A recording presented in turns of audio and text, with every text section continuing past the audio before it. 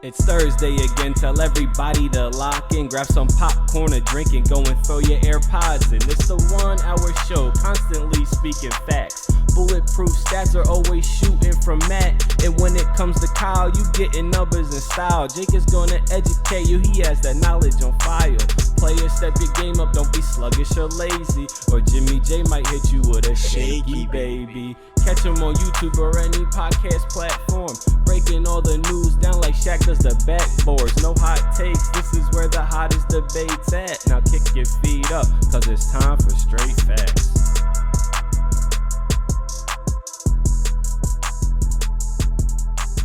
What's going on, y'all? Welcome back to Straight Facts, a sports show that educates and entertains, presented by the Up On Game Podcast Network. It's your boy, Jimmy J, my guys, Jake Galley, Kyle Sarek, and Statbat Robinson. We are a week and a half from the NBA playoffs, so we had like a Super Bowl in-between week. This is almost like the NBA playoffs in-between week, right? Like, we have one more episode before the playoffs start, so we got, I don't know, we got a little time to play. Next week's episode will actually be like right when the play-ins start too. Right. So it'll be a good episode. But for this week, we got a nice calm one. Guaranteed. How you guys been watching the end of the? I know you guys have. You guys are fighting for it, but we're not really fighting for playoff seeding anymore. Or MVP seeding. No one on that team has any MVP ballotree, so touche. It's all good. Touche. I'm glad you brought the fire today, though. I'm glad you over there brought the fire today, though. I'm actually mad because behind the scenes, I had the first overall pick, and then something happened to where I'm now the last pick. We'll explain. I think it got rigged in some Patrick Ewing type envelope. I don't know. This doesn't have luck with the ping pong balls. But no. I'm glad you brought the fire because I'm in an argumentative mood. And before we get into our actual episode, I do want to post something because I was fighting for my life today at work. Fighting for my life today. And I need to know your opinion. I want to know everyone's opinion out there. When it comes to just condiments on your cheesesteak, how do you get your cheesesteak? And the options were mayo, ketchup, or no condiment. Like, aside from like any onion, cheese, you might literally those are your three options. Because the first argument was, does mayo belong on a cheesesteak? That's a hard no from me. Hell no. Thank you. That's got the same energy as pineapple on pizza to me. So I can't. Honestly, that's worse. Mayo on a cheesesteak.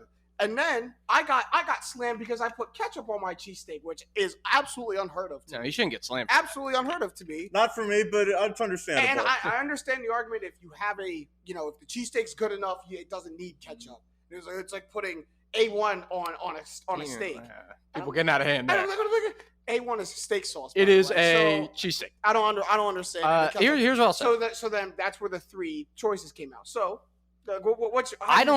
Here's what I'll say. I don't want to ruffle any feathers. I'm not going to. Because I don't think... This is all to ruffle feathers. So. No, I don't think you're wrong for doing whatever. Me, personally, I've actually the only reason... Usually I would say mayo does not belong in a cheesesteak. Oh, don't do it. However... don't do it. When you are lactose intolerant, or whatever I am, I don't eat dairy. Mm-hmm. So my cheesesteak is either going to be incredibly dry, or I got to do something.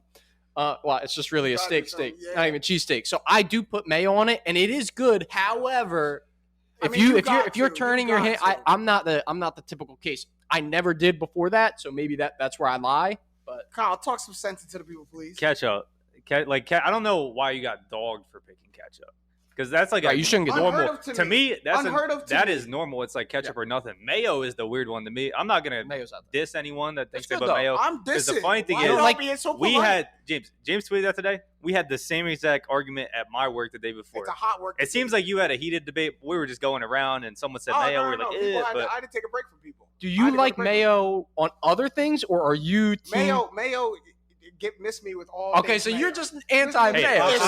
I'm anti-mayo too. Okay, so now we found the genesis of the of the passion of the argument. But it also doesn't belong on a cheesesteak. Like there's worse things out there. James is trying to talk this through, so he's going to come back tomorrow with some heat. He's going to have some pointers for these guys. Yeah, he's like, I'm right. Mayo goes with like deli meat. Yeah. It doesn't go with like a cheese. You like could put it. Here, ready? Here's the last thing I'll say on the matter. If you want to level up like a breakfast, anytime you're toasting like buns or something, I didn't know you. Mayo bang, face down on the pan. Butter. See, Butter, same thing. It's just, but mayo gives you a little bit more of a crisp and a crunch. I'm telling you, it'll change your life. Don't bring mayo my way. Don't put it on my cheesesteak. Don't put nothing. I don't need it. There's other condiments out there. I don't need mayo. I don't need. I'm surprised someone thought ketchup was weird, because that seems normal to me. It's just so it's all so gross. Anyway, sports. We'll get back into sports. We mentioned that we were in an in-between week. So we thought we'd have some fun with this episode, and it was Kyle's idea. It was a great idea, so we're going to run with it. We're going to do a draft, but not just any draft, a special draft of players you'd want in the playoffs, and it's of playoff teams. So we got 1 through 8 in the East, 1 through 8 in the West that you have at your disposal, and we're picking the 5 you'd want to go to war with in the playoffs. And I know we left this to be like really subjective, but like for example of why this is maybe different than just a straight up like picking of overall talent, you couldn't hold me at gunpoint and have me get Rudy Gobert on my team. That's maybe a little bit of a spoiler. There are players out there that I just simply don't trust in the playoffs who are good players. So that's where I think some of the variation will come in. Again, more polite than me. I'm not going to justify not picking Rudy Gobert. This season, and the playoffs are 2 weeks away. We know a ton of stuff about the NBA right now and what we think is going to happen. There are some players that I'm not afraid to go and get that aren't top of the line players, because we're talking about the playoffs. So I won't give away too much. As you guys all know, Kyle cheated and rigged the system. He got the first pick. This is like when the Cavs got the first pick and got Kyrie. It actually couldn't have been more fair. Everyone had That's a 25% debatable. I didn't see the website he picked. That's all I'm gonna say. I think this the is fairest all, way would just he knew how to navigate and everything. Anyway, Kyle, with the first pick in the Straight Facts playoff draft, Kyle Sirik selects the greatest player in the world, Kevin Durant. And undoubtedly. And that is a very, very smart pick for the first overall pick. Jake, you're keeping this. You're keeping track of this. 2-time champion. Mm-hmm. Talk about it. Been really to every single round in the playoffs in the East. Now he's in the East. He's been to the second round last year. He's ready to make a run. I know they're a low seed right now, but I think the Nets have a shot to make a run. And if there's one player probably in the league I want, it's Kevin Durant. Yeah. I mean, easy money, the Slim Reaper. Can't start wrong with that one. He is a toenail short of maybe winning a championship. I know that we're projecting a round over, but I mean, if he doesn't wear a size 14 shoe or whatever he wears, they beat the Bucks. They go to the finals, and who knows what happens after that. So, yeah, I mean, I still think he's a top 3 to 5 scorer that this game's ever seen, and in the playoffs it gets personified, man. I think he's 1. Yeah, or 2. You can make that argument. He's in there. He's in there. Since he left OKC, really, like we talk about big moments all the time. He probably, in terms of at least NBA Finals or Eastern or Conference Finals, he has to be number 1. I know I said Giannis. I think he eventually will get there, but right now, KD could pick. Right. Okay. So Kyle gets. Are we naming our teams, by the way? No. Nah. You can. Team Kyle. Losing team. I'm not going to be the corny one and just be the only one to name my team. Okay. The second pick in the Straight Facts playoff draft, James selects Giannis Antetokounmpo, the Greek Freak. I mean, it was, to be honest, I told you this off camera, Kyle. I had 2 players in mind. If you went one, I went with the other. I knew exactly who it was. Kevin Durant and Giannis. No surprises here. Yeah, and we might not see some in the first round, but I'm interested when this draft goes further. How we're gonna get. But for Giannis, I saw him do it to my team in the finals last year. Just you want to talk about just the ability to take over the game and be dominant and unstoppable in any facet of the game. And now that he has a working jump shot, like it's not just he puts them up. Like now that he actually has a fluid, smooth jump shot, when the game slows down in the playoffs, Giannis knows how to play, and he can do it in any way possible. He should have absolutely torn every ligament in his knee last year, and then he came back, gave my team 2 40-point games and a 50-point triple. The devil's advocate against Giannis is the fact that he's only done it in 1 postseason in his career. Well, like Durant's done it in multiple, but everything about Giannis is that he's ascending. But Giannis did it beating the team who had the best record to end the regular season, and then also do it with his second best player being Chris Middleton, not Steph Curry. Especially right now, Klay Thompson. at this moment, I think he's playing maybe the best basketball of his career. It's nuts. He's right in there in that MVP race. All right, with the third pick in the Straight Facts playoffs draft, StatMat selects Joel Hans Embiid. He has There's to, right? no doubt about it. Once that hurts Jake, as he has to type it down. I actually didn't think you. All right, it's one. I think you got to get a center early. You got, Few and far between. Because there's a drop off once you hit like towns. And so I got my center. He's the best center in the league. He's going to be the first center to lead the league in scoring since Shaq. He'll be the first center to have 30 points per game in a season since Moses Malone. Another Sixer great. My favorite sportsman of my entire adult life. I'm very happy he fell to 3, just like I'm very happy he fell to 3 in 2014 for the Sixers. There you go. Whoa, good stuff. Matt put it all together. I want to know, what does Team Matt say about the fact that his number 1 overall pick's never been past the second round? He had Ben Simmons on his team. Fair. Wow. That's a good. Touché. Probably the best answer. The best answer you could have given. All right, and the last pick of the first round. Okay, but with the 4th pick of the Straight Facts playoff draft, Jake selects. I just want to first say I'm grateful. I'm actually grateful that I fell to 4 because it allows me to make this pick with a clearer conscience than if Joel Embiid was not off the board already. Gotta go with Nikola Jokic. Wow. Yeah, he did it. Gotta go with Nikola Jokic. He did it. I agree. I agree. You have to go with and I know that, and even after this episode concludes, I will still champion Joel Embiid over Nikola Jokic. I think that it was right in the order of which they went. That being said, we cannot forget what Nikola Jokic has done the last 2 years, as well as in the playoffs. You remember that marathon of a game and series, really, that he had against the Jazz, where like they're going into OT, he's playing every minute, and he's still the same guy. So I think in terms of playoff and that aspect of the playoff toughness, he checks those boxes. And obviously, as like a guy who kind of runs the offense and he can really do whatever you want, I'm happy with this pick as much as I have been his, I don't know, his opposition all year. You have been his opposition, but you've been his opposition sticking up for your player, who I believe you're right to stick up for. So, as much as I know that probably does pain you to pick Jokic, that pains me. You'd be in even more pain rounds 2, 3, 4, or 5 when you realize you don't have a center and who's staring you in the face? Probably Rudy Gobert or Towns or somebody. Yeah, I've been vetted through fantasy sports where it's like I'm on the clock and the only person who remotely has any value is like a Dallas Cowboy or something, and I just have to eat it. Yeah. Just have to do it sometimes. So we'll take Jokic. Right. All right, so snake draft, we're going to do it, right? So, Jake, you're going to go back, and you have now the first pick of the second round. So you now select with your second pick. I'm going to take a guy who we spoke about in the MVP afterthought. I don't know if afterthought's the right word. MVP honorable mentions, we'll say, last episode. I'm going to go with Luka Doncic here. That's a good pick. At number 5. That's a really good pick. Oh, he took mine. I know, me too. That's a really good pick. I think he definitely is the value pick of the draft. And when you look at guards, guys who can, again, do it all, he is the first person to come to mind. He's playoff proven at a young age. And when you talk about the two that I've acquired here with Luka and Jokic, when you talk about, if I'm a wing defender, and I'm not sure if you guys are familiar with like a hell loop, something you just, you're a bad person, this gets played over and over again. That's a playoff series in a pick and roll. I was about to say, the pick and roll, you are going to absolutely bully people in a pick and roll. You just can't choose correctly. Like, anything that you choose is wrong, and that's run 100 times. So, like, I love this pairing, and I'm happy with my 2. There you go. Matt, you are now the second pick of the second round. You select Stephen Curry. Yeah. I gotta go. Even with the injury. Even with the injury. Okay. Because this year's playoffs we're talking about, right? Yeah. Okay. Playoffs. Right.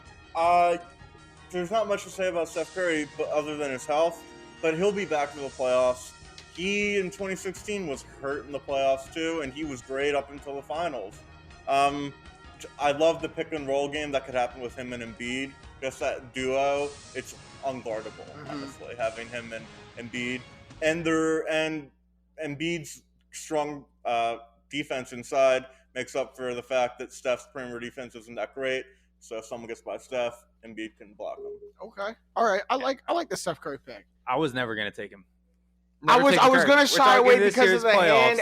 But if he fell to me, absolutely I would have picked him if he fell to me. The problem is you're about to take who I think I want to take. So really, because I don't know why. Why do I think my pick's a little bit out of the box? Who I'm about to go. Go for it. But my second pick is Jason Tatum. Yeah, that's who you wanted. Yeah, that's who you wanted. That's the best pick. I like it. That was by far the best pick. I like it. You want to talk about a dude who cemented himself in the superstar category this year, and we I think were one of the first podcasts, shows to say that if the Celtics want to win, everyone else has to play defense, and Jason Tatum and Jaylen Brown's just got to score 30 to 35 every night. And that's exactly what they're doing. Like that's literally the mantra of their team right now. And I've seen Jason Tatum, although won't go in the history books, he did put up 60 in a playing game last year. I know he's got big, he can perform in those big moments. A guy who's been in the Eastern Conference Finals multiple times. He dunked on LeBron in the playoffs. Okay, so he's valid.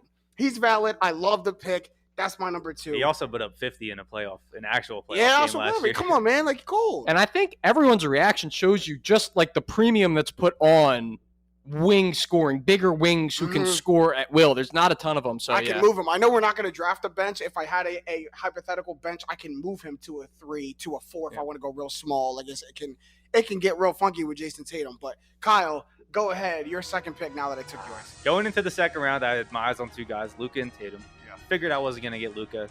I thought when Matt took Steph, I was going to get Tatum. I'm taking D Book though. Yeah, it's got which I thought you were going to take. Scoring, that's your team. You're not taking Devin Booker, but that's fine. I got KD and D-Book on my team now.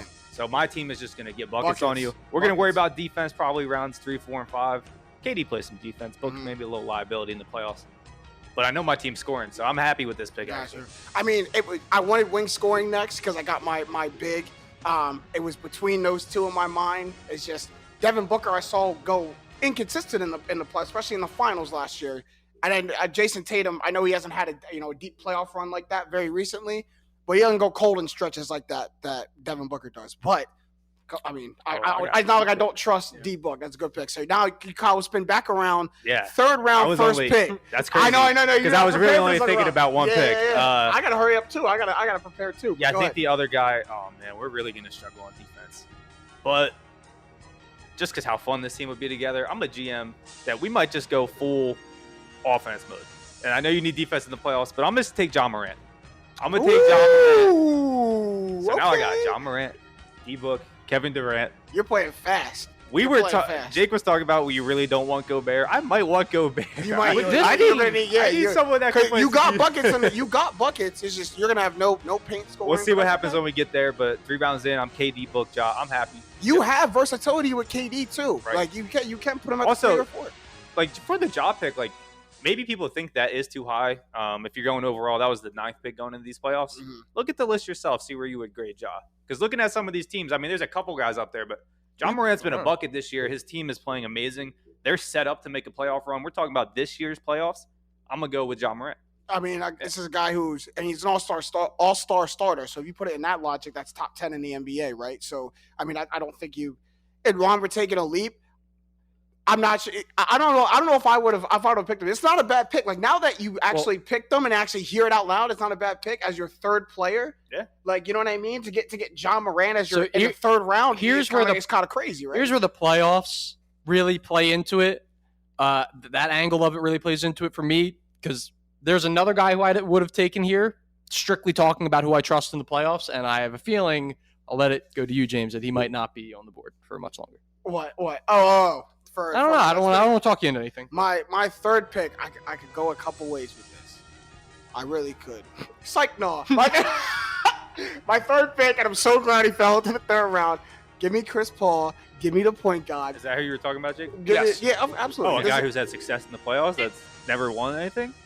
Don't let him. I'm not going to let him ruin this pick. I'm not even going to. I'm not going to let him ruin this pick for me. I'm not going to let him ruin this pick for me. I'm going to focus on the guy who captained the ship to the team who had the best record at the end of the regular season last year, a 63 win team this year, took them to the finals, was up 2-0 on the Bucks and all that. And I mean, it's the ultimate maestro. I know you got a great pick and roll situation there with Luka and Embiid, and I don't necessarily have that with Giannis. But what I do have is a player who masters the pace of the game.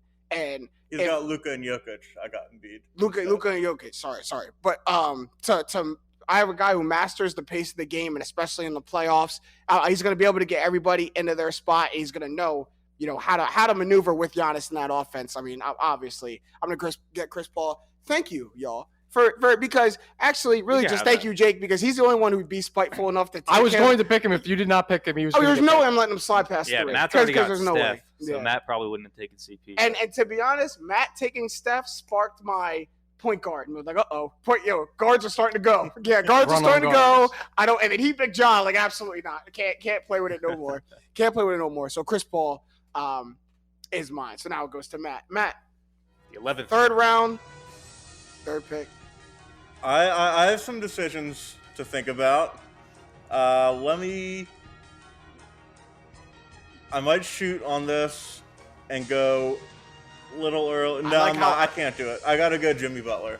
Good. Oh, good pick. I almost got too smart. I was between him and Ja. So. Good pick. Great playoff pick. Like, I want everyone to, like, people who are listening, because there are going to be some people out there, you say Jimmy Butler when so-and-so is on the board and so-and-so is on the board. Jimmy Butler, 2 years ago, this guy led an improbable Heat team through the playoffs, took out my best player on my team, took out everyone's best player, and went to a bubble championship against the Lakers. Like a tremendous playoff pick by you. And people forget he was horrible in the playoffs last year in 4 games, though. But only sweep of the whole playoffs. Yeah. With the Sixers in 2019, he was the best Sixer in that Raptors series. Embiid was sick. Simmons was playoff Simmons. Butler carried us through Game 2, and he carried us through Game 6. Because Embiid was just not right that series with his illness, and Marc Gasol is great defensively. Butler carried them to Game 7, carried them in the fourth quarter of Game 7 as well. And then obviously what he did with the Heat in the bubble was great. And the Heat have the best record in the East. Like, the Heat aren't just like, he's led the Heat. He's been the best player on the team with the best record in the East. Mm-hmm. So I'm happy with my Jimmy Butler pick. It's a good pick. You should be. That was the right pick. You should be. Jake, Third round. Yeah, 2-pick. Third round, fourth pick. This is where the champions He was are made quiet too. that whole time Matt was explaining his stuff, because I need dialed into. And to be honest, I saw you get quiet, and I started to dial into my next pick. I gotta know who I want. As we've gone through the draft, the crosstalk does die down, because it's really, this is like honestly, it's all well and good to pick your favorite superstar, to have a superstar because of XYZ. But when it comes down to it, what will make or break a team is your weakest link. So these third, fourth, fifth round picks, in my opinion, those are the guys you have to hit on, because you know your superstar is going to give you some stuff. Yeah.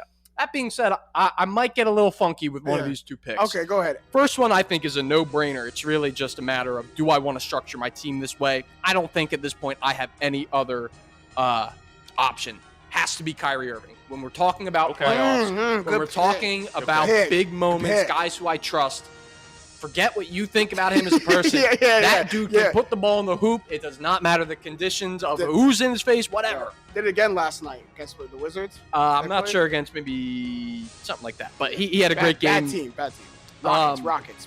But yeah, I mean, look, a guy who has been at the top of the top and is another kind of ball handler that honestly I would want Luka to have the ball for the majority of the game, but late game situations, we've got our closer, we've got our guy to go to. One of the biggest shots in NBA Finals history is in Kyrie NBA Irving. history. Yeah, in NBA history is Kyrie Irving. You got to give it to him. Like that's a really good pick by you. I don't know if you guys are doing this as well. I'm like kind of pinning my team against your team. I'm not saying like I got to get the matchups right, but I'm like, oh, he's got so and so. I can't be lacking in this category. Talking about that, I was actually going to say, we should stop right now. Let's do a poll. Yep, exactly. Let's do a little poll between us who we think has the best team. All right, Jake, read off the audience the on first who 3 everyone teams. has. Read off the first 3 players on everyone's team. So we have Kyle, who had the number 1 pick. He has KD, Booker, and Morant. Okay. We go down to James, got a little bit more size. Giannis, Tatum, CP3. Third pick was Matt, who got Embiid, the MVP. He also got Steph and Jimmy Butler. Good, you have a good team. Some playoff strength. And then you have my team with all of my Baines on it. Luka, Jokic, Kyrie. Who has the best team? Let's throw a little, you can't vote for yourself. How about this? Can't vote for yourself. James, who has the best team? Hold can't on, vote for yourself. I gotta see him in front of me again. So I got my vote. Matt, you could go first then. Matt, you go first. James is okay. You have the best team. 1 for James. James, you're up. Matt, I knew you were gonna. I was gonna make you guys vote first, anyway. Yeah, I really like Matt's team. Yeah, I'll go next. We got 1 vote, Matt, 1 vote, James. I'm gonna say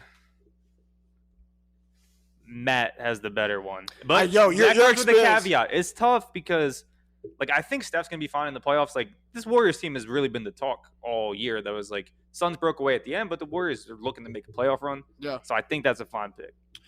Yeah, so it's funny that it ends up like this. I was gonna go with James if I was the first person asked, not just because it breaks down 2v2. Like, I think James's lineup is probably the one that I would pick at this point. And Kyle, you and I got no picks, and I know my next pick is not going to help me in the public court of opinion. However, but you think it's a good pick? I think it's a good pick. As long as you can justify your next pick, like we just give me the facts behind your next pick. So the fourth round has started. The fourth round is started. Jake's on the clock. Snake draft. You got first. Jake, first pick of the fourth round. So this is more based off of, now I'm looking at holes. Now I'm looking at what do I need to fill? What do I need to supplement? And one thing, like I've knocked all year, and I think is true, Jokic is not a defensive big man. Yeah. He's not. He's not a guy that's going to stick the other team's best big. He can't in the series, and I know that better than anyone. So the guy who I'm going to eat some crow on and put him in at the 4 slot, Triple J, my man Jaren Jackson That's Jr. not a terrible pick. That's a surprise pick. That's a surprise pick, but it's not a terrible pick. I would say decoy candidate. He is right. He's a guy who can do a lot of things that Jokic can't, and as well as, like, especially offensively, he's a guy who can just get out of the way, stand in the corner, be a guy who can get kicked to, knock down a 3. That's not really where we need you. Where we need you is every time that we're coming down the floor, you need to be the guy who's matching up against the Giannis's, against the Paul George type guy, against whoever it may be, against Tatum. Now, let me pose it just as argument, take devil's advocate. What makes you take him over Bam Adebayo, who probably could do the same thing, but I think Bam is just a little bit more dynamic than Triple J can be. I think you could make the case he's the better player. Bam Adebayo is. The only issue is I don't think he fits as well with Nikola Jokic because of Bam. There's a little bit of overlap there. I think Bam's a great facilitator for what he is. Fair. Good defender in his own right. But I'm going to go with Triple J there. I don't hate it. You got size. You will control the rebounding. You will control the boards for sure. So now who goes? I'm losing my bearings. It goes back to Matt, right? So I look at my team. I got Steph. I got Jimmy Butler. Both of them are good on the ball. And I've gotten Embiid, obviously, who's down low, and he's also good on the ball.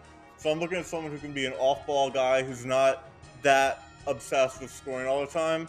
And I'm going to go with NBA champion Chris Middleton. Okay. Whoa. Chris Middleton. That's not a bad pick. People forget. 50-40-90. People forget. In the Eastern Conference Finals last year, Giannis went down. 2-2 series. Middleton's their best player. Game 5, Game 6, they win the series. Cash Money Middleton, People forget. Game 4 of the NBA Finals. They're down 2-1 to the Phoenix Suns.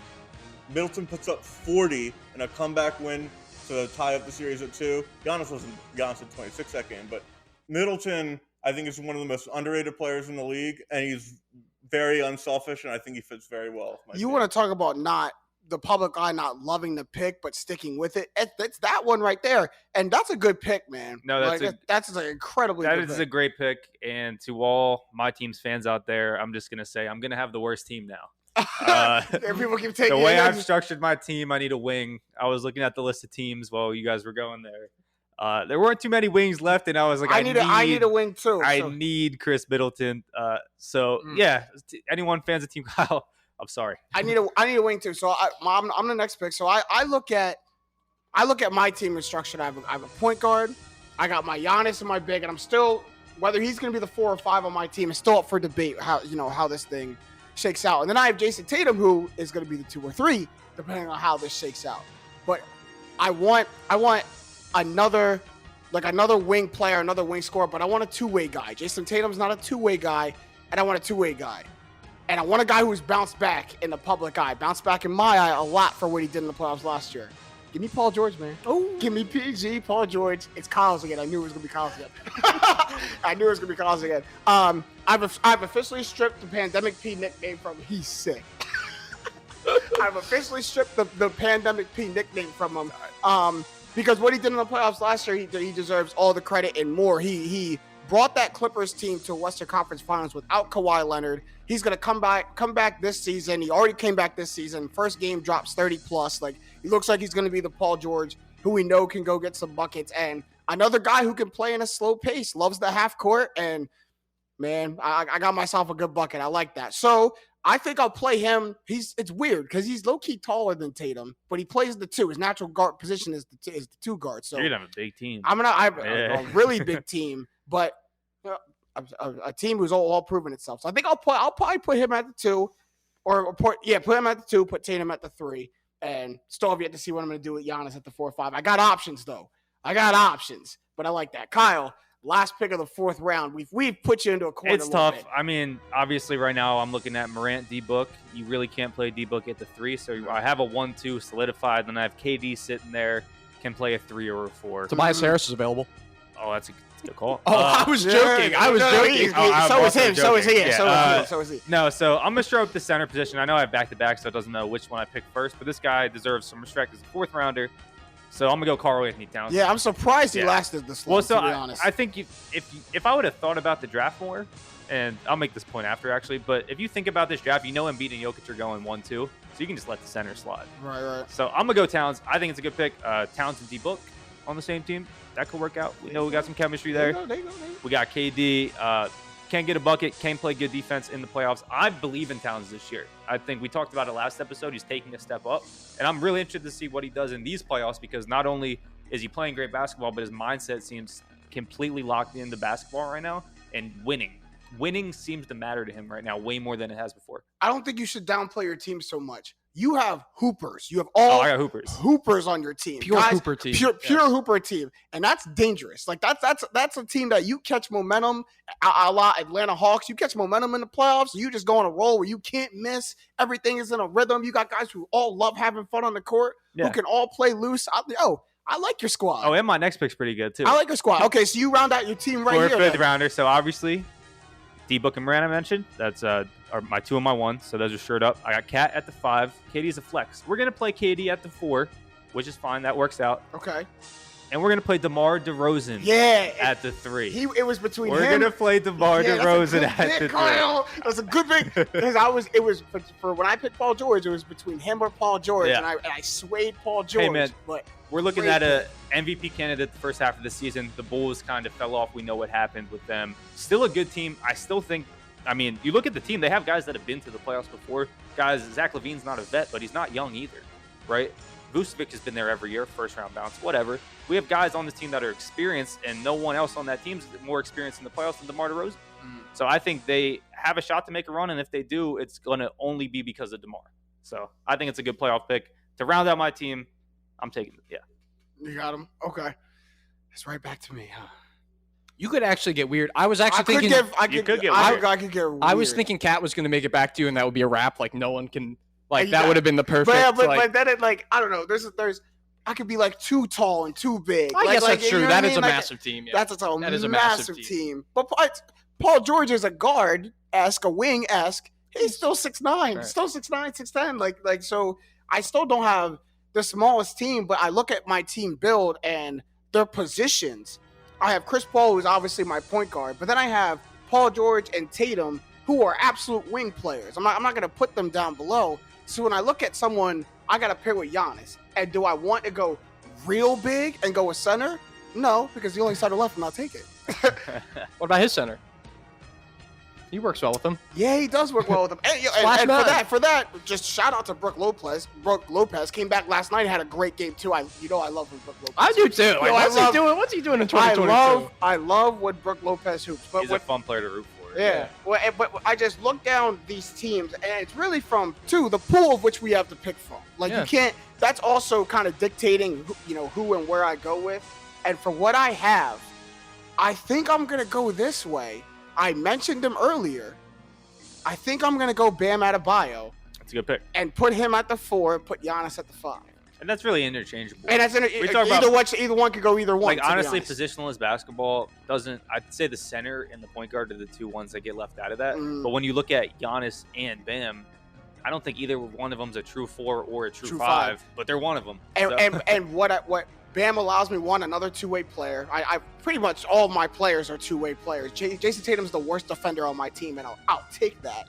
And also when you have Bam, he's not a big who's going to take up space for Giannis. Giannis still has room to operate. He, like Triple J, same reason I mentioned him with him, can step out into the 17 to 19, 20-foot range and hit a kick-out jumper, or if the offense isn't working, he gets it on a swing to be able to facilitate that big-to-big passing with Giannis and my whole team can pass, my whole team can facilitate, my whole team can score if they want to. I like just how interchangeable, how dynamic my team can be. And to be fair, granted, I think we all did. Like, I looked down, like, oh, my team's pretty good. Like, it seems we are picking like the 20 best players. No, yeah, but I mean, I hear you. You know what I mean? I Like, no, there can be bad picks. Like, there can. Trust me, I'm about to make one. Don't worry. You still got one on you. All right, Matt. You always know who's on deck. It's the one who's not talking in the discussion. I haven't heard Matt. Yeah, but Matt didn't play some time. So Matt, your fifth pick. I have a lot of ways I can go. Read Matt's team again. So his team is Embiid, Steph, Butler, and Middleton in terms of the rounds they were picked in chronological order. So the thing is, I don't have, not to brag, I don't have many holes on my team. We just went over this. You were into the stats, but none of us do. I heard. But like, I have shooting, I have defense. The one thing I'm a little lacking in is passing. Okay, he's not gonna. So I gotta go. Oh, you don't like James Harden? I was gonna say it would have been an absolute crime because I wasn't going to pick him. It would have been a crime if no one picked him. And Triple J got picked. That's what I'm saying. And Triple J got picked. James Harden got picked. No, I like it because also what it allows Steph to do. We know Steph doesn't always love being the one to bring the ball up court. Yeah. He likes getting in his spot and catching the ball off a screen in rhythm. Steph off ball is really scary. Steph off ball is scary, and James Harden can now go into facilitator mode. You have scoring with Steph, you have scoring with Middleton, you have inside scoring with Embiid. James Harden can be facilitator. James Harden, and Butler can just be there. Just be the Jimmy Butler. Oh, he'd be the. I don't gotta worry about scoring. All I gotta do is late game scoring when they double Embiid. I gotta be ready for a kick out. I will say, Matt's team's a little small. Yeah, I'm about to say you are going to be feasted upon by JJJ. Play Chris Middleton in the 4? Chris Middleton at the 4, yeah. See, if I was picking, Bam, meet him up. Yeah. It's actually like tough. Like it's like weird to say, but if I was picking there, I probably would have picked in Pascal Siakam. Just for the team. It's weird to say Siakam over Harden. I agree he might be a better fit. Harden's a better player, but for his team though. I mean, Chris Middleton at the 4, but for his team, because then you picked Siakam, and now Steph has to be the primary ball handler on his team. That's fine. But Steph don't want to do that. That's not Steph at his greatest. I want Steph at his greatest. And Steph at his greatest is with James Harden having the ball in his hand first. He needs a facilitator on his team. Maybe Jimmy Butler can be that facilitator, but I like James Harden's facilitation. Like Butler's. Look at Steph Harden. Look at Steph Curry without Draymond Green. Without the facilitator on the team, Steph Curry's not as good. He needs that. Still the primary ball handler though. Yeah, and but he has been his whole career. Assists per game. Harden's averaging 10.1. All right, we'll see. It allows some Steph to get Jimmy Butler at the 3. I think we're going to get the players. Well, we're going to see. Because our fans are going to vote. Our fans are going to vote. And we know more than anyone. Who know our fans? Our fans are the smartest fans in the world. But I think Jimmy Butler might be where you get exploited a lot. Well, I'm big in that spot. Jake has size in that spot. I got KD at the 4. Yeah. KD eat up Middleton. We go see. I think. Go ahead, man. This may be. Everyone's been waiting on this. This could have potential to be pick of the draft material. Not that we, as we said, we'll ever find out. I mean, you got to make up for Jaren Jackson Jr. How about we need probably still some 3-and-D defensive stopper. Doesn't need the ball. We have a ton of guys who need the ball on my team. So we need someone who is going to defend on the wing and knock down jump shots. And I can't believe, and this is like name value playing into why this guy hasn't been picked, in my opinion. Desmond Bain, 43% shooter, 19 points per game, perfectly fine at being the 5th or 4th option on the offense, and a guy who can go up and contest with any sort of fit into your team makeup and put it in that 2 spot. So I'm gonna and look, 3 spot. It doesn't feel great rattling off JJJ and Desmond Bain, but it is effective. And also shout out. I know I'm getting Matt V's vote. I got Ja though. You are that. Yeah, we have 3 of the 5 Grizzlies starters. So that's actually team. The surprise of the draft that 3 Grizzlies got taken. Well, they're the second seed in the West. Yeah, I know. Second seed in the West. But I mean, here's what you do have. All you said with Desmond Bain too. You have a guy who's going to play like gonna play and do all the dirty work for your team. Like that's you got a guy who's not gonna be afraid to get dirty. Like I know Jokic does all the little stuff. Jaren Jackson Jr. does all the little stuff too. But if you need a guy to be a pest, you need a guy to dive on the loose balls. You got to do all that. Like you got Desmond Bain for that too. And I was so when we first started, and I was like, oh, I'm gonna do something really funky.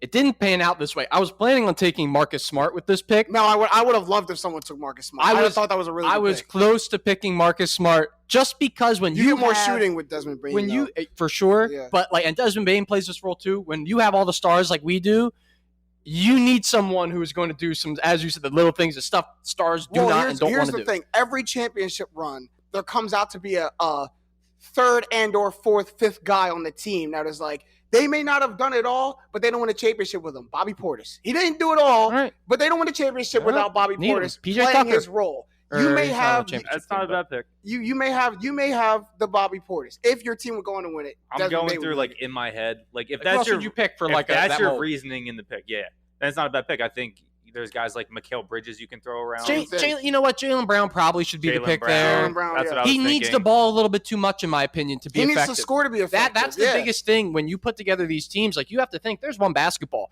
and Joel Embiid's on his own team for like and puts up those stats because Joel Embiid doesn't play with Nikola Jokic. Now and here's Jokic doesn't play your with question. You are the ultimate positionless basketball team. Yes. You have three guys who can play in the backcourt, but only two can really play in the backcourt. Who's between Luka, Kyrie, and Desmond Bain? Who's your backcourt? And who goes to the? I mean, like It's got to be Kyrie and Luka, I think. Gotta be right. And then maybe it depends on team versus team because like Kyrie and Luka is all well and good on offense, but when we're staring down like a Steph and Harden, or if we're staring down a CP3 and who'd you say PG-13 or PG. Book and Morant, like Yeah. on the defensive end, that's no fun. Like that's no fun. So I may be a little bit too offensive shifted, but I think anywhere the game goes, like that type build can kind of stick in. No, hey, there you go. Way to catch yourself. All right, I like playing this game. Let's break down the teams a little bit too. Can we just talk about the players that didn't make the cut? Yeah, go ahead. Yeah, so I'm just looking at win shares, and I'm not going to count Robert Williams because win shares is not a good stat sometimes. He's also hurt. Yeah.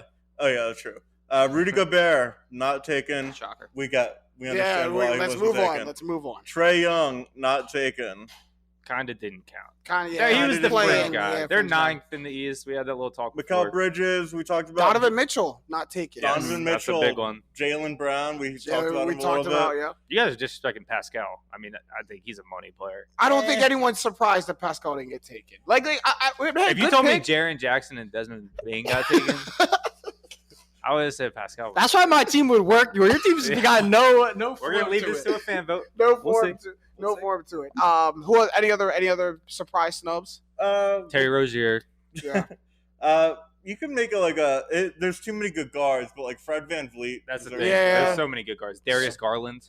Yeah, like LaMelo Ball, all the fringe all stars. That's what I was gonna LaMelo say. Ball, yeah. Tyrese If I Maxey. thought about this a little more, and I love having Morant on my team, I'm fine taking him. But when we were in the third round and you guys were taking your picks, I was like, Darius Garland probably not going to be picked, and I would love to have him in the fifth round. So Guys Yeah. like him or Trey, it all really It's just- comes down to And they're good guys for the position. You have to think to yourself, though, can I justify taking Darius Garland over Right. John Morant, over Well, Trae Young, I over also- some of these guys? No. If he falls to me, that's my option. I'm so happy with Darius Garland, I'll take him on my team. But if I look over on the other team and John Morant's over there, and I'm like, dang, I got a chance to pick him. I'm not gonna lie. I honestly would have rather have a fifth round Garland than a third round Morant. Looking back at this draft, it's all about For value. value? It's all value. But with the player, And- this isn't a 32-team and draft. I It's a fumbled the 14 bag. draft. It's a I get 14 it, but I draft. also fumbled the bag because Harden was available at my fifth pick, so I could have left that point guard position up and taken Harden You there. could have, Mm. and that was it's crazy. That's one thing that I didn't anticipate coming into a draft like this is your team makeup. Like I have a team who I want to pick in my head, but then like your team shifts based on obviously who gets taken, and it's such a positionless basketball world that it almost gives you like too many options. Yeah, because if you make the wrong pick, if I decide to put, just a random example, if I decide to put KD at the 4 and I pick a center, and then and I go around and there's now there's no good 2 guards left. Now there's no good 3 guards left. Now there's no good point guards left. Now I'm forced into Desmond Bain or someone like that. No, What's crazy is he literally is like third in the league for 3-point percentage. Like he's actually the perfect pick there, but we could keep it pushing. All I'm gonna say, you don't have to go to war in the comments, boy. You gonna have to go to war in the comments. Boy. We're gonna put this to a fan vote. We're gonna put this out. I think Twitter is the best for this because you can do polls. Yeah, probably. Yeah. This will be out on Twitter. Go vote for this. I think Matt's gonna wipe the vote. You think so? Yeah. To be honest, just in general, if we could vote right now, if I could vote for my team, I'd vote for my team. Straight up. I would vote for Mets. There's 2 Sixers taken. Here's all I know. A lot of our fans happen to be Sixers fans. There's 2 Sixers taken. Both are on Matt's team. And his team is still like arguably the best team, just objectively. So I really worry about the Middleton getting exploited, man. Who's the worst team? Jake. I think Kyle. Wow. Oh, why do you think Kyle? Why do you think Kyle? I think Jokic, Luka, Kyrie is such a strong top 3. I'm not as high on D-Book and Morant as I would actually. I like that. I like that. I like that. So Kyle's team. So everyone who's just listening, Kyle's team. Let's go do it by position. So Morant, Booker, DeRozan, KD, Cat. Right, and then Jake's team, Kyrie, Luka, Bane/Luka, Luka/Bane, yeah. Triple J, Jokic. He has a better big 3. Matt's right. Jake has a better big 3. It's just like when I got a better big 5. This is what I imagine. Like I literally go like into like what actions would we run as an offense. DeRozan Bain is tough for you. The matchup of DeRozan and Bain is tough for you. I think you're underselling him on the defensive end. Like he's going up against a lot of good guys at the top is going to work Nikola Jokic defense. Well, that's unfortunate. Anyone is. Let's not bring up the Jokic. Yeah, but Cat got to come to the ocean too. Jokic is going to work. Yeah. Cat got to come to the ocean too. I just imagine like when I was building this team, if I am running 90% of my offense is going to be predicated on the Luka and or Kyrie pick and roll with Jokic, whether Jokic is a trigger man, whether Kyrie or Luka, the guard, has the ball, those other guys are going to be standing and watching. And I got the best standers and watchers out there with Desmond Bain. Standing and watcher, and you also have 3 guys who, when Kyrie and Luka stop binking and put it up at some point, 3 guys who all 3 are going to crash the board. I got some rebounding. I think that the names, like I said, I expected to be clowned. I'm picking Triple J and Bain. Like Triple J one was surprising. Like over Jaylen Brown. It's a tough pill to swallow. More than Desmond Bain? Yeah, I think so. Top 20 now. He picked Triple J at 13. He's top 20. Like there's just players. All right, last little argument. Last little argument before we wrap it up. Who has the best big 3? So everyone pick their big 3 on their team. Because I guess you can like. It ain't so you me. gotta pick your own big 3. It ain't me. Who's yours? My big 3 would be CP3, Tatum, and Giannis. Our first 3 picks. For most people, it's first 3 picks. Most people, it's going to be first 3 picks. I think I have the best first 3 picks. I would have just picked some name value people who would have pleased the normies. And then I would have all the votes. So Matt, because Matt. You can make an argument hard. Yeah, Matt, your big 3 isn't your first 3 picks. Harden's your last pick. Yeah. And Middleton's up there. So what's your big 3? And beat Steph Harden. That's tough. They're all tough. That's we got tough. the top 15 players. Kyle, your big 3 is. I don't even want to be in this conversation. My big 3 is not better than any of yours, bro. KD, Book, Morant. It's good. It's not KD, the Book, level Morant's not. Yeah, that your guys have. I like Matt's big 3. I like Jake's. Yeah, you're top heavy. I just think Jake folded. If Desmond Bain hits, which is fun.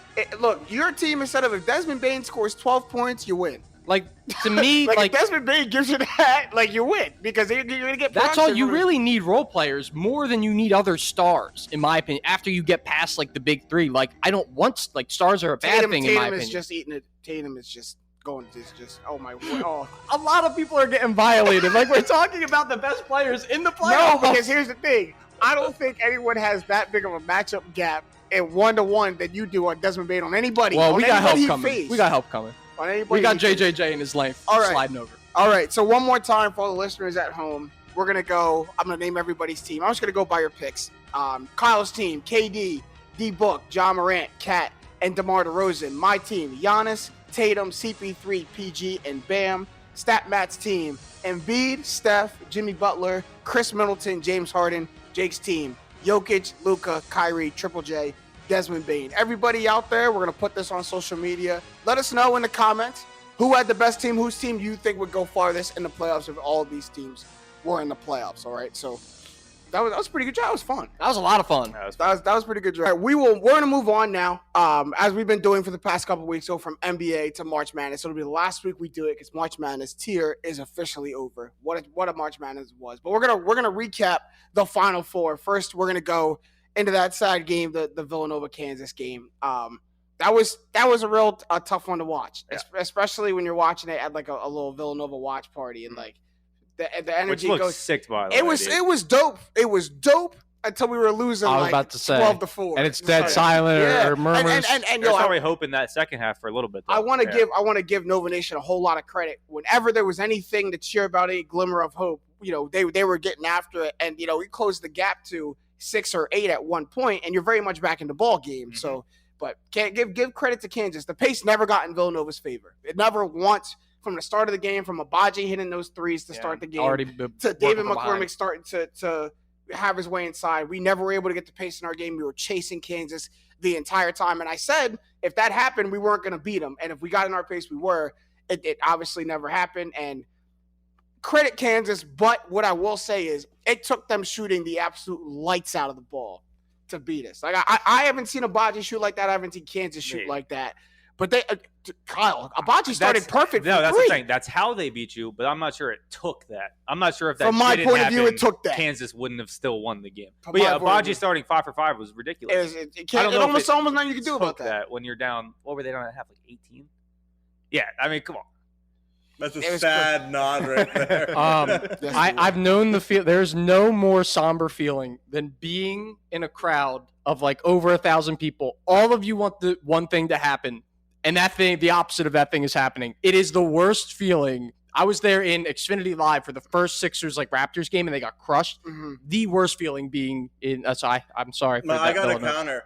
Being at a road game when your team is getting hammered. Been there too. That's rough because everyone else is going nuts, and you're just sad. And I was 11 years old in the Eagles jersey getting clowned at Heinz Field in the Steelers game. Oh man, no, that's really. But I mean, so yes, it was really somber. It's tough to come back from. But when you get in there and you're starting, there's all the pregame go to it, and you're in the vibes. You forget that there's a world that exists outside of Villanova. So in this world right now, there is no chance, no possible way we lose this game. Look at this energy right now. There's no way this comes down. And then when the game starts, you realize, reality. There's a really good team over there. Like it really is unfortunate. And credit to Kansas. Obviously, they were the best team, the better team. But like it really is sad that you just get blown the doors off of in like the first like 5-ish minutes. They're hitting everything, and you feel like you have no chance. And I was kind of, as you described, kind of the feeling of the game. But still a good season for. You would say still a good season for them. The Final Four. Nova did to Kansas in the Final Four 4 years ago. They had revenge written all over, especially Bill Self. No it's one also like teams there, tough because what it showed is that because Justin Moore went out, obviously. Yeah, Nova's really not deep at all. Like when they had to throw these other guys in, like it hurt. We knew they were only playing 6, and there were some question marks. Like maybe it could be good. But there was a hole on the floor at all times without Justin Moore. At all times. I mean, the starting 5 was they were still beating us crazy, but I'm confident of that starting 5 even with Caleb Daniels in. Yeah, when Arch and Brian Antoine just don't have a lot of experience, so being thrown in that kind of environment is tough. But let's move on so I can heal to the UNC Duke game because. I mean, it's nuts. How awesome was that? Nuts. That was so great. That was an incredible game. And for UNC to double down and beat Coach K again and not let him get... It was so That's the most evil laugh I've ever heard. That is the most evil laugh I have ever heard. Why? Why the evil laugh? The whole self-congratulating retirement tour ending the worst way possible. Self-congratulated. So my God. You think Coach K is not going to get congratulated? Oh, it's not about me as I do an interview with my wife that on ESPN for the 8th time in the past 2 months. That's ESPN's why we. Yeah, but they got to agree to the interview. That's true. What if Roy Williams didn't do any of that? He did one thing. He won one thing at UNC. Yeah. And doing the whole. It was so glorious. Okay, the game. And let's talk about the game. UNC. Right, let's talk about the game then, because it was an incredible game. Caleb Love hits one of the most clutch shots we've seen in recent tournament history, right over Mark Williams. I mean, what did you guys think? What was your opinion on it? Duke missed their free throws. Duke missed their free throws. They missed their 3-pointers. I mean, I think so. Duke lost this more than UNC won this. UNC earned it just as much, but I think the question marks around Duke of how this team, wasn't really playing like a great team. They just had a bunch of great guys going into the tournament, and they thought we had that fixed, and it came back again. AJ Griffin shot like 1 for 7. Mark Williams wasn't a dominant force. He was kind of just there. Roach shot terribly. I mean, it was tough. And on the other side, Caleb Love is shooting lights out. Baycott's fighting hard. So the fact that Duke was like still in that game till the very end was crazy when you go back and look at the stats. But I mean, I agree with Matt. That was just Duke losing, Coach K losing. And I don't know, like he said that this was the worst way it could have happened. I agree with him. You don't think it was the worst way to end your career as for Coach K? I think it would have been better if they lost to the 15th seed. I think the only way it could have been worse than losing to your 40-year rival in the Final Four was if it was in the championship game. Right now, let me before I go on the game. This is something that has racked my mind ever since they lost. There is no way that he stays retired. Thank you. There is no way chance. that he's. There's no chance Coach K stays retired. There's Kyle. He has the excuse. He now got a built-in excuse. Let me paint you this picture. I agree. It's like the biggest rivalry, the biggest rival in sports. The biggest rivalry in maybe the history of sports.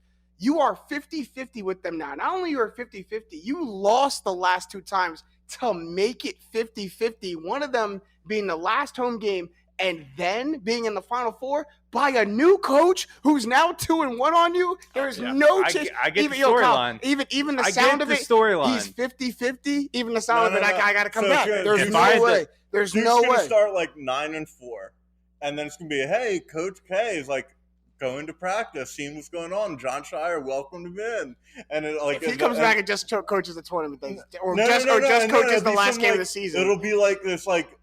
He's inkling back, and then at some point, he's back for the home Carolina game. Hey, it makes a lot of sense. That's gross behavior. I understand the narrative around it. If I had to pick right now, if I had to bet, is he going to play or is he going to coach again? I'm going to say no. Yeah, I would say no, but it's not likely. But 40-year rival. Like when Tom Brady retired and 50. When Tom Brady retired. Day one, people were like, he's not going to stay retired. And we that's could my see question. that one coming. Coach K, I would be genuinely shocked. But this makes so much sense to me. Of like you, that's cool. The narrative did a retirement tour, and he's just gonna. It don't matter. It makes sense. It don't matter. Hey, it made perfect sense for Duke to win the national championship. It don't matter. Hey, I like. There's no way. There's no way. Like, and maybe I could be completely wrong. I don't know Coach K from a can of paint, but there's no way he slept soundly. Slumber. Forget about that. I don't care about that. And that was a week ago. So you think he's going to be able to do that for the rest of his life, knowing that I'm 50-50? Nope. Especially if coming back. If they can if they can pitch to prospects. I mean, I guess it's kind of already done with. But like, you're gonna be on Coach K's last ride. He's coming back. Don't tell anyone.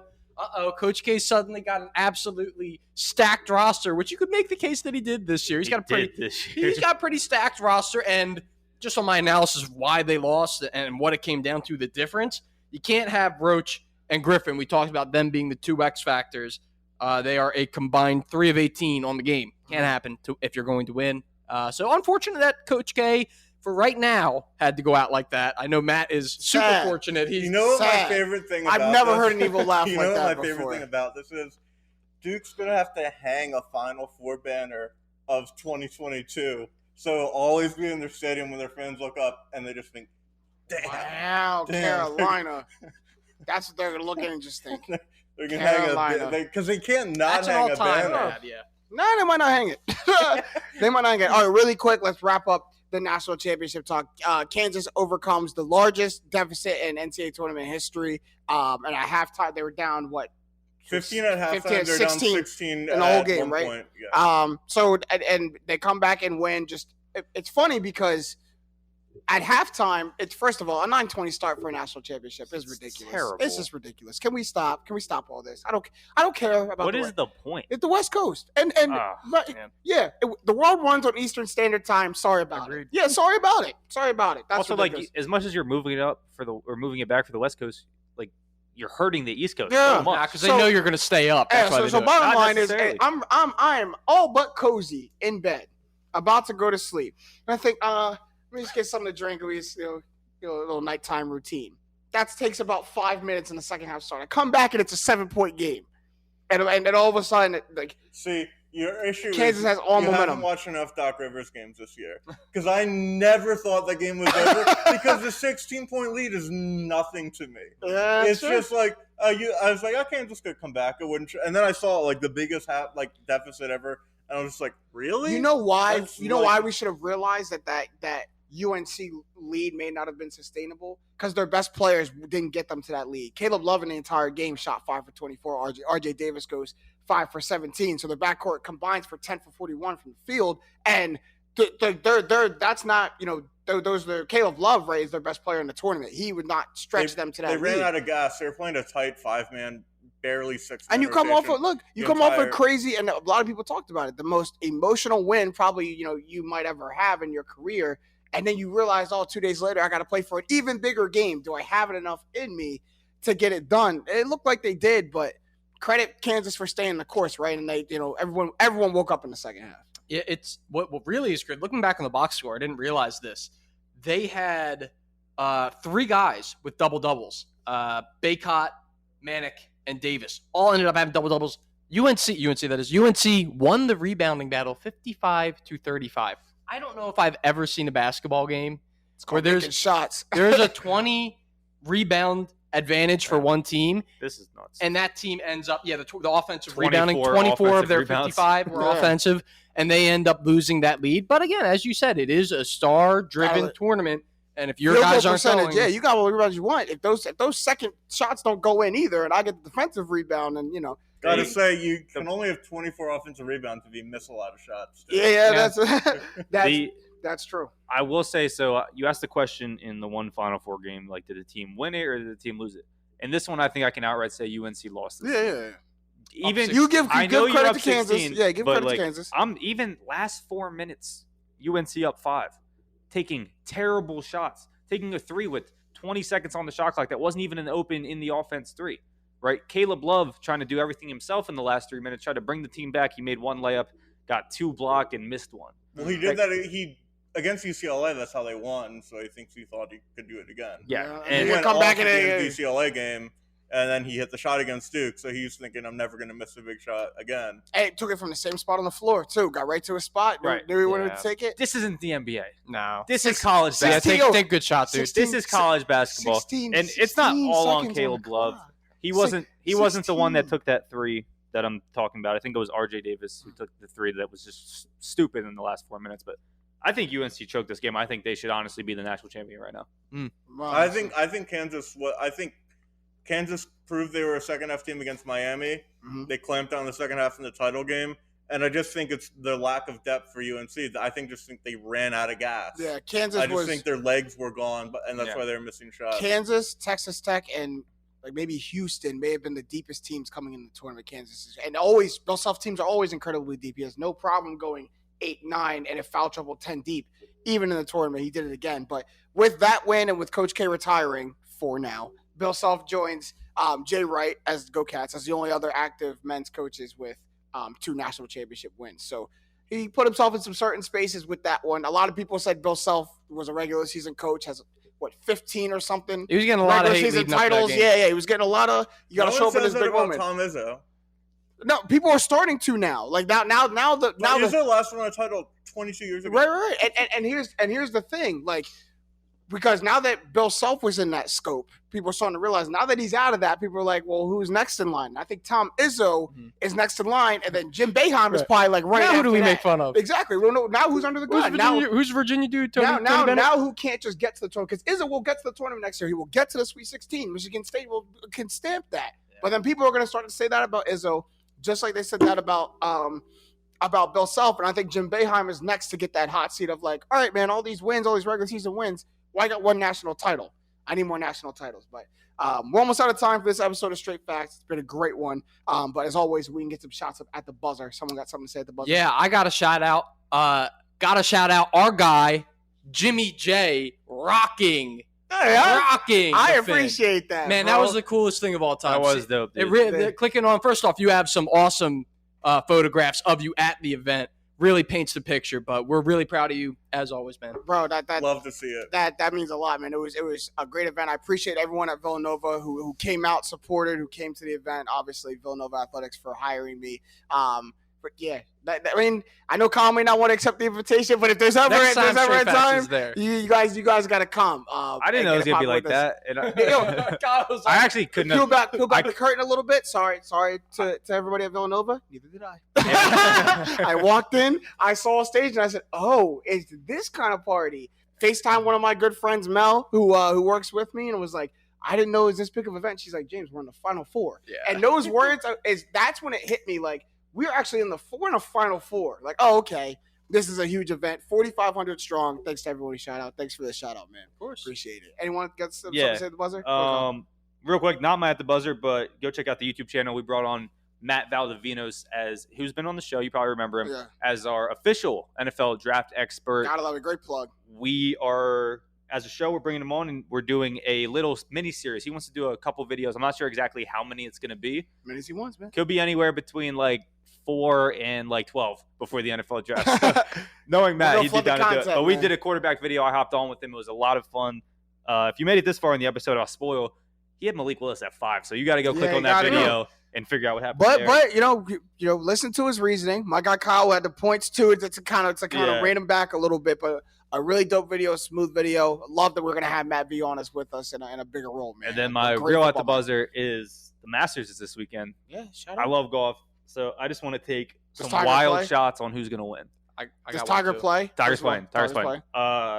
So who do I think is gonna win if I had to be a smart man? John Rahm, but I think Colin Morikawa has a great shot that people aren't looking at, and I think sleeper Will Zalatoris is in a really good spot to win the Masters. And I mean he's like the 40th best odds, so this isn't like he's gonna win. It's like when Matt talks his soccer. Let me kick you some game. Go ahead, man. You want to know who's gonna win that tournament? Tiger Woods. LT Gray, bro. 50-1. That's a horrible odd.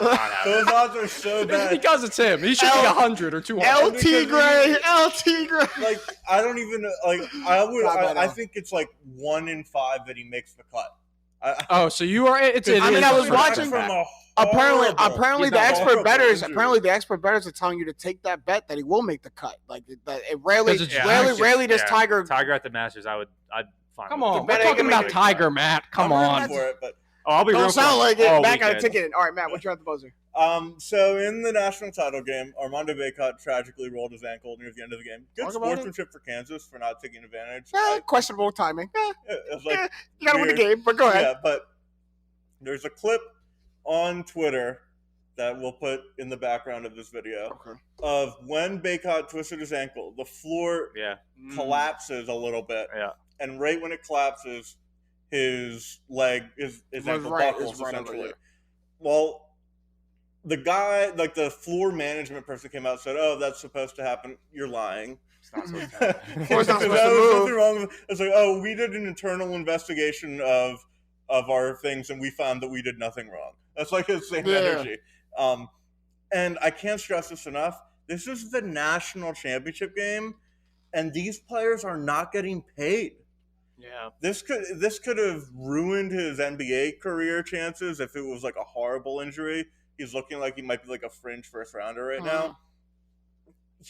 And just because you want to pack the stadium where you're doing this court that's not fit for basketball, when I played rec basketball leagues in high school on a high school court that was stable. Yeah, it didn't like move. This is the you don't need 70,000. You can get it done with 50,000 and there's a basketball stadium that the Hornets play in 2 seconds away. They're right next to each other. 70,000 though. Be the most packed that stadium's ever been. Pelicans, not the Hornets. That one too. Same thing. Yeah, that one too. Yeah, that one too. But no, you just don't want to see it. And also, like you talked about it a little bit, these guys are playing for something beyond this, and you want to take their, you're sacrificing their professional careers, and like you always talk about it, player safety first, and sometimes you got to question: is it truly about player safety first, or are you willing to compromise it in ways you don't think it'll come back to bite you? Because Armando Bacot's not the only person who experienced the floor moving. It happened when the nation was watching. but we probably can look at some twisted ankles and some slips and some falls. If you ask the players throughout all of these, there's a lot of tournament games getting played. Just we didn't see all these minor moments sometimes. Someone else may have experienced this too. So let's just make sure you get it right. But my at the buzzer right now is, I hate when I blank at my at the buzzer, yo. I just had it in my I'm head. not editing it out, so you're gonna have to.